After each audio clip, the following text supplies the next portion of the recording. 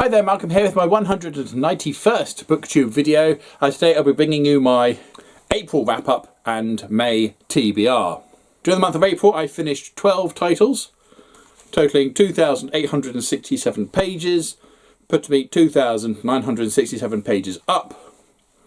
I also completed 28.37 hours on Audible, so doing well. So with 12 titles to get through and a TBR pile to get through too, there's a lot to do, so let's get cracking. So first up was Kingdom of Darkness by Andy McDermott. This is book 10 of the Wild Chase series. Didn't quite manage to finish this in the previous month, so it knocked over into April. And this one, archaeologist Nina Wilde is resigned to her fate following the events of the previous book, as much as one can be, but then Nazis turn up in the hunt for the Fountain of Eternal Youth, leaving Nina and her husband / bodyguard Eddie Chase on a whirlwind fight for life and race for survival to stop the evil Nazis. Like the other books, this is full of explosions, unlikely escapes and ridiculous scenarios which are just hugely entertaining. This would make a great film franchise. Lots of entertaining fun. And after I then read The Simpsons Comics on Parade. So this one features Send in the Clowns, where Springfield becomes the location for the latest political debate. Marge Attacks. Somehow Marge becomes a TV personality giving advice on homemaking, and Mayor Quimby is trying to elbow in on the popularity. Get Off the Bus. It's the Simpsons version of the film Speed, where Sideshow Bob has rigged the bus to explode. And They Fixed Homer's Brain. In a similar vein to the episode where Homer has a crayon removed from his brain, Homer goes through the procedure to make him smarter and deals with the consequences of having a higher intellect and coping with the world around him. And although the theme's the same, it's a very different story and quite touching. Great collection again. Most of them have some extra bonus stories afterwards, though a lot of content in there, worth buying. And after that I then finished The Walking Dead, The Fall of the Governor Part 2 by Robert Kirkman and Jay Ponanzinga.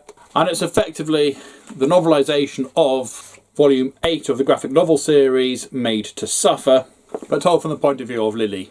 So there's lots of build-up with Lily and her boyfriend Austin, the governor and his further spiral downward into complete madness, and the realisation that he's possibly the best person to keep everybody safe in Woodbury. However, obviously there is a fine line that he crosses between keeping people safe and being a threat to every living thing. For those who don't know, well, The Walking Dead is a zombie apocalypse following a bunch of survivors just trying to survive the living dead, but also the living, as there are various individuals who are just as dangerous, if not more so, than those who just want to chew on your brains. And the governor is the leader of a community at a place called Woodbury, and a separate community to the group that's followed in the main storyline, known as The Group, headed by Rick Grimes, who at this point have settled down in the nearby prison. After an initial clash between these two groups, the governor is on a quest for revenge to obliterate the opposing group, and eventually convinces the entire armed forces of Woodbury to attack the prison, leading to mass death on both sides, and the attentions of the existing dead wandering about. It was shocking on screen, it was shocking in the graphic novel, and it's just shocking in here.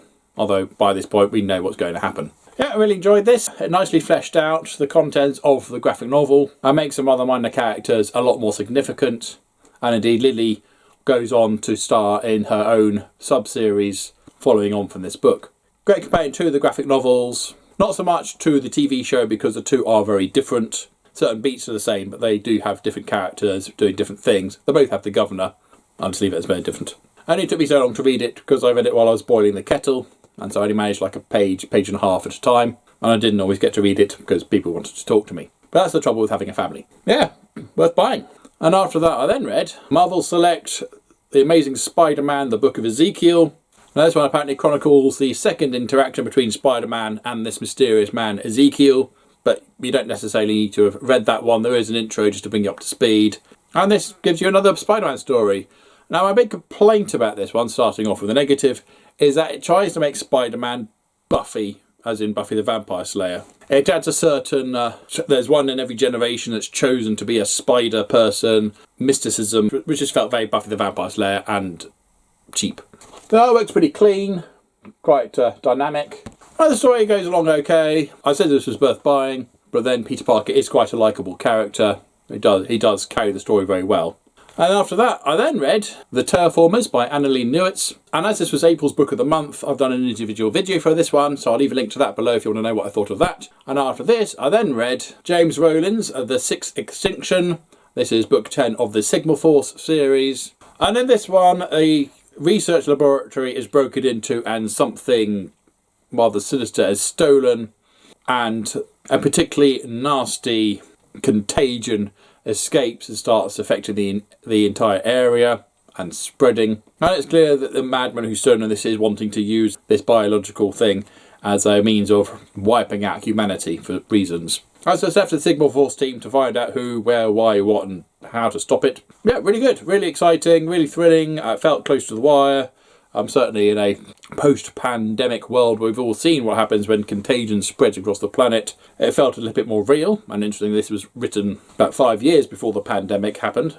I think SARS had risen its head and then disappeared again, but this was well before a global pandemic. So even then, such fears were bubbling about. Really exciting, and I think a stronger book than the book 9.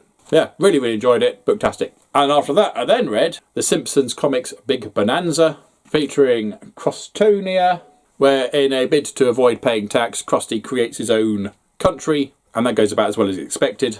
Let's Get Ready to Bumble. Burns' prize wrestler wants to retire, and is able to shoehorn in Homer Simpson behind the mask to take his place, but continue the persona. And of course, nobody believes that Homer happens to be this famous wrestler. Smithers' another adventure from Burns' lab. Smithers is cloned, and the entire workforce of the power plant are fired as Smithers clones take on every single job, meaning they all have the same strengths, but they also all have the same weaknesses. And meanwhile, everyone who's been laid off is very disgruntled and wants their jobs back. And Reactive Homer. Homer goes to a fancy dress party dressed up as Radioactive Man, and there suffers a severe head trauma, just like any other Thursday, but wakes up with amnesia and with the belief that he is indeed the real Radioactive Man and tries to fight crime. Lots of fun, and dotted through here are various bits of bonus material, fun adverts, extra little stories worth buying. And after that, I then read The Remnant by Tim LaHaye and Jeremy Jenkins. This is book 10 of the Left Behind series, following events after the Rapture, where a dwindling number of survivors in a post-apocalyptic world are just trying to keep their heads down to avoid the attentions of the Antichrist, while trying to save as many people as they can from taking the mark of the beast. And as I said previously, the first 2/3 of the series was rather slow, with only like a significant thing happening at the end. Well, like with the series, the significant stuff is now at the end. So these last few books are all quite intense. Lots going on, a lot of are they going to survive or aren't they? This is a reread, but I can't remember when specific people die. So when they go off and do a thing, I thought, is it this time? Or it is. So yeah, really interesting stuff, worth buying. And after that, I then read Simpsons Comics A Go-Go, Rhymes and Misdemeanors. Springfield has its own celebrity-owned restaurant. However, nobody really wants to go there.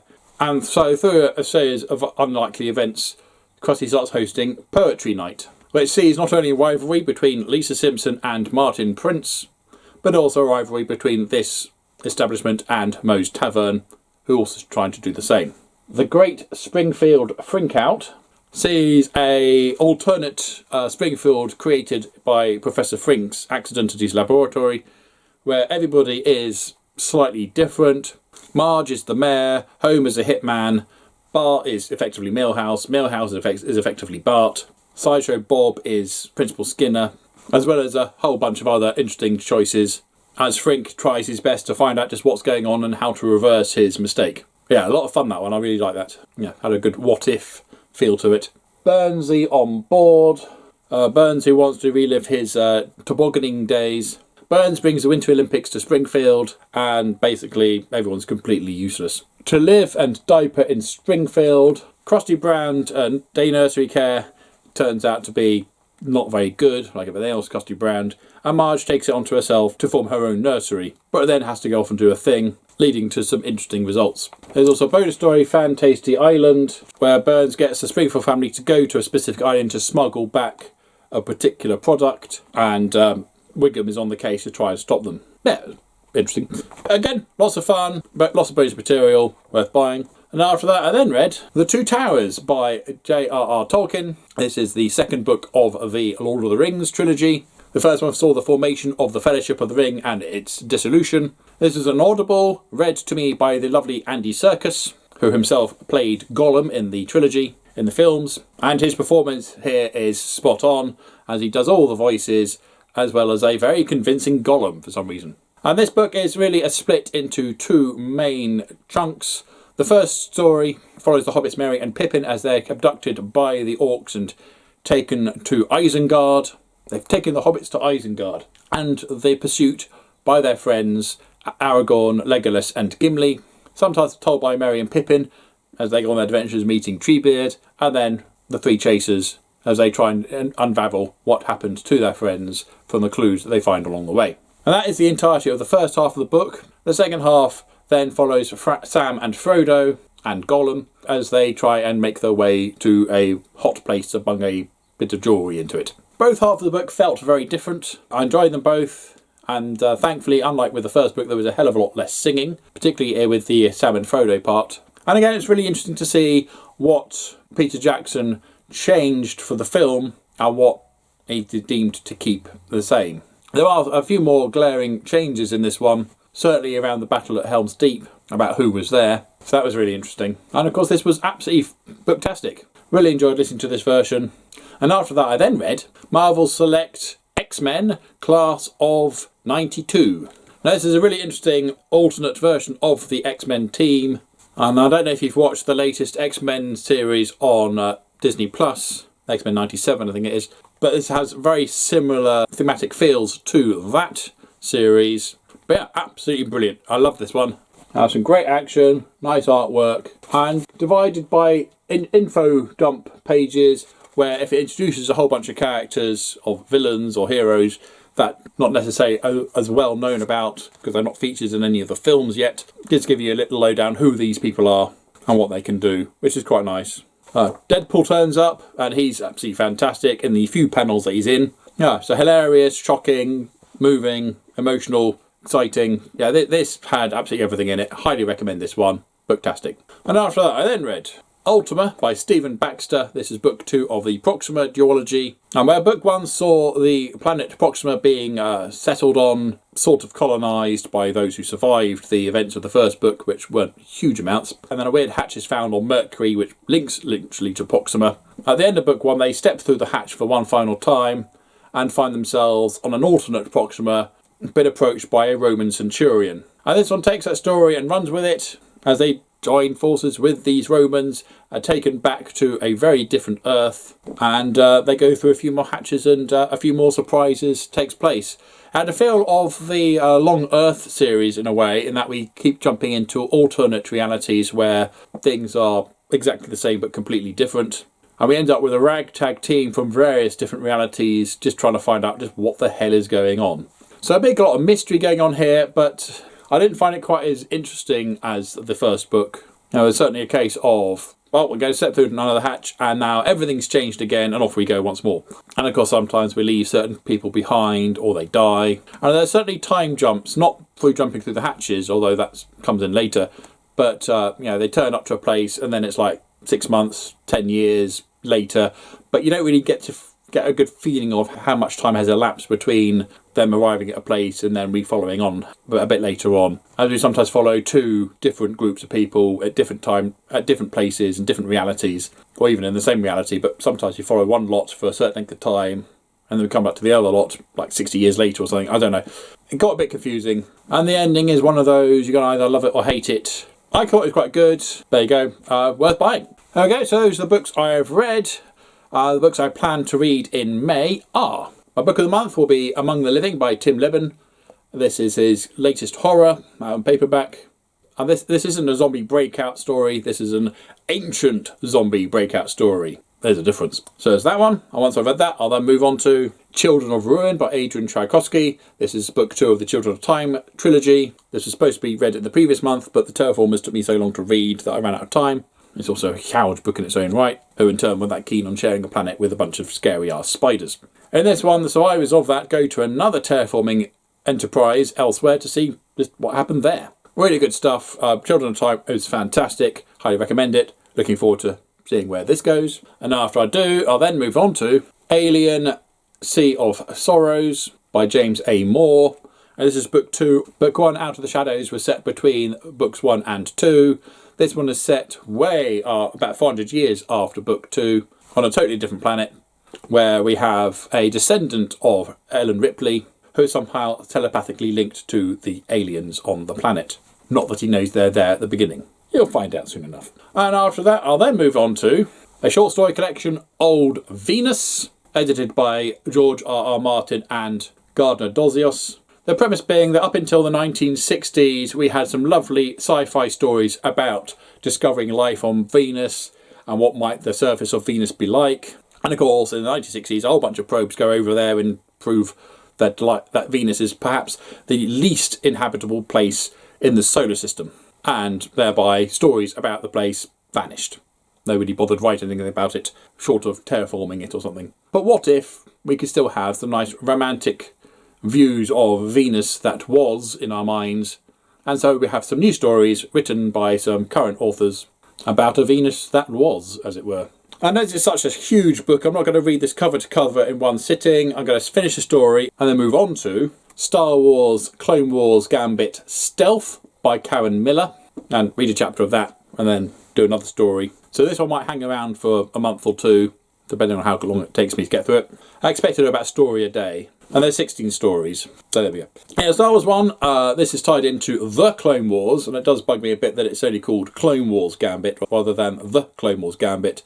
The distinction being the existence of Ahsoka and the tie into The Clone Wars animated series. I don't have a problem with Ahsoka, necessarily. However, having read most of the Star Wars books from the expanded universe, where Ahsoka wasn't even a hint, to suddenly have this character exist and everything changes does grate a bit. And so there are now 3 Star Wars universes. There's the official 6 films and the EU. There's the Clone Wars series and tie-in material. And then there's the crap Disney's done, which I don't really touch. Anyway, another adventure in The Clone Wars series featuring Anakin, Obi-Wan, Ahsoka, and they're pitting their minds up against General Grievous by the looks of things. And once I get done that, I'll then move on to Star Wars Young Jedi Knights, Heir of the Force by Kevin J. Anderson and Rebecca Mester. And I have in mind to try and read the whole set. I haven't got all of them, I've got most of them, but it'd be nice to whiz through those. They're quite thin, and again I might intersperse those in between other books. I haven't quite decided yet whether I'll just read them back to back or, I say, intersperse them. Depends on how I'm doing.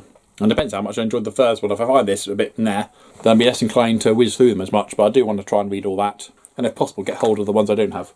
Like I said, I'm not expecting to get through all of that in May, and be lucky to get this far, to be honest. I'm filming this on the 21st, and I've got as far as here, as you can see by my bookmarks. But one story a day, I'm not going to finish that this month. Anyway, that's that lot.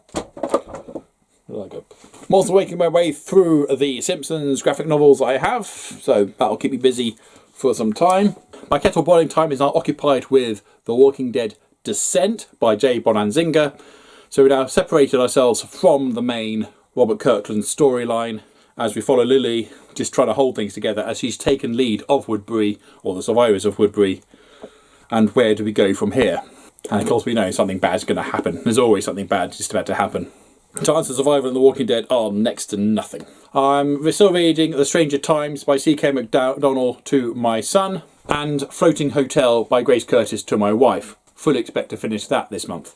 There we go. I hope you enjoyed that. As usual, comments down below, please, for books that you've enjoyed that I've showed you, books that you didn't enjoy that I've showed you. And do you sometimes feel like you just want to sit down and read a whole series in one go? Just get it out there, whether it's 2 books, 10 books, 25 books, whatever. I'd love to hear your thoughts, but as usual, if you have nothing nice to say, then please keep it to yourself. Thank you, and until next time, see you later.